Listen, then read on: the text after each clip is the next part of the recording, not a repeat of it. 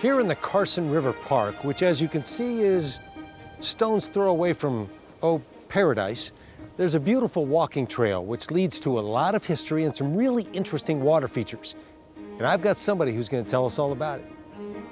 Anytime I visit an area, it's great to talk with someone local. People love to share their passion and information about the place that they call home. And Roger fit the bill. It was really great to meet up with him. Hey, Roger. Hey, John, how you doing? Good, my friend. How are you doing? Doing well. What a beautiful day, isn't it? Gorgeous day. Unbelievable.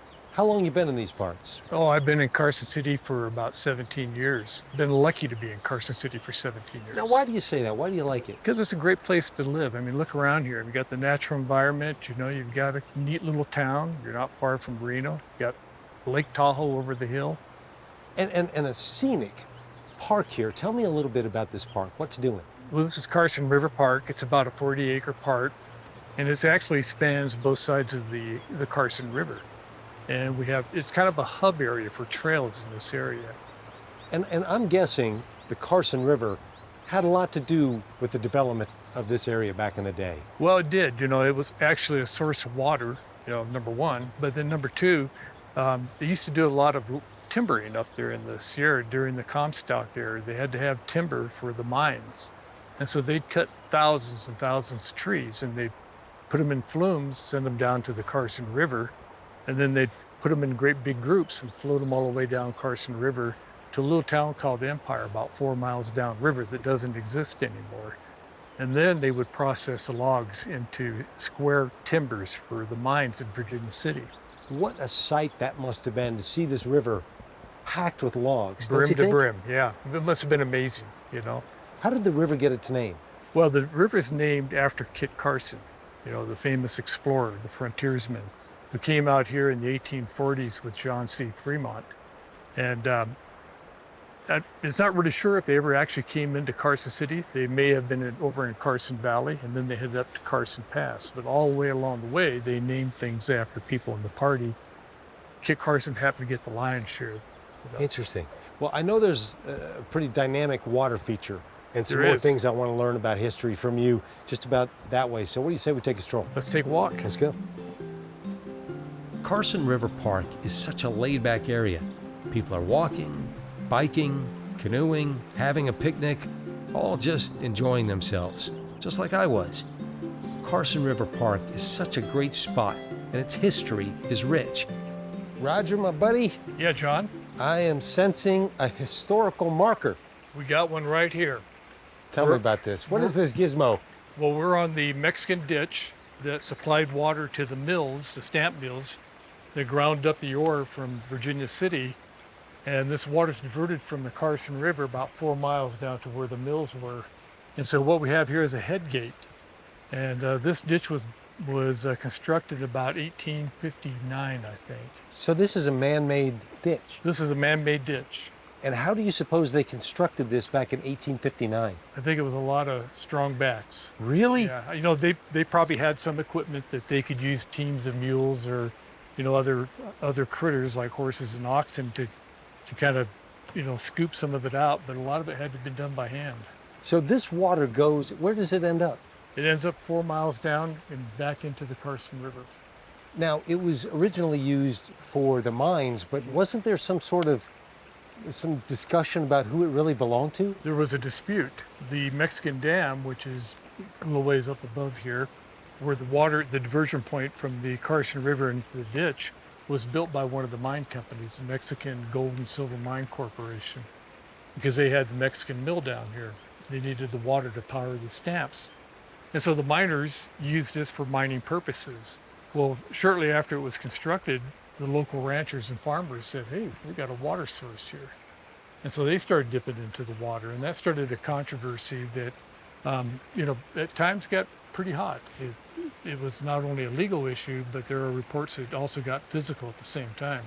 So it finally went to court in, I think, 1860 or 1861. The ruling was in favor of the mining interest. And so the miners won the rights to the water. Well, about 20 years later, 30 years later, the mines are all played out, right? They're all gone. And so now the agriculture just took over the canal. Isn't that something? And you know, Water in the desert. Water is life, and you can see where it would get heated quick as to who get access to that. And what did Mark Twain say about water? What did he say? He said, whiskey's for drinking and water's for fighting over. I always liked that guy. True here. Hey, the Mexican Dam is down this way. I want to take a look, and you're going to tell me why it's called the Mexican Ditch and the Mexican Dam, okay? All right. The further we walked along the trail, you could really start to hear it. The sound of water. I'm talking about the sound of rushing water.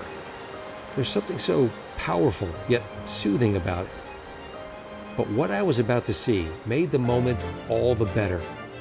Seeing something like this in a place you would least expect it makes it magical. Wow. Well, what do you think? Roger, you have not disappointed. Oh, This is amazing. it's pretty neat, isn't it? Not bad for about a 150-year-old dam. 150 years old. Okay, so tell me about this place. Okay, well, I think you asked the question of why do you get the name the Mexican Dam? Right. And the reason it got that name, and I'm going to give you a kind of a long way around to it, is this is a Mexican dam that feeds the Mexican ditch. Mexican ditch carries on for 4 miles downstream to the mills that ground up the ore from Virginia City. So the ditch fed the Mexican mill, and the Mexican mine in Virginia City fed the mill. And Okay. so all that was owned originally by the Maldonado brothers back in the late 1850s. They bought the claim and they named it the Mexican Dam, or the Mexican Gold and Silver Company, and started a very successful mine there. And then, of course, they had to have a way to process the mine, so you have to build the dam, build the ditch, and then build the mill. And today it still stands as a symbol of beauty. It's just amazing. There's something about moving water, isn't there? There really is, yep, there really is. It's kind of captivating, you know, a little bubbling up right there in the middle of nowhere, you know. You know a lot about this area. How do you know so much?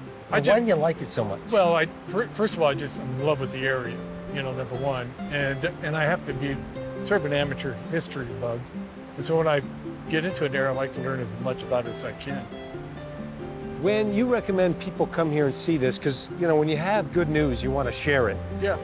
What do you hope that they take away from all this? You know, I hope that they take away, you know, an appreciation for maybe Nevada or this area that maybe they never had before. You know, Nevada, you got the states in the Midwest they call the flyover states. Yes. Nevada's kind of the drive-through state, you know? It takes forever to get across Nevada, and it looks the same wherever you go, you know, all the way across state.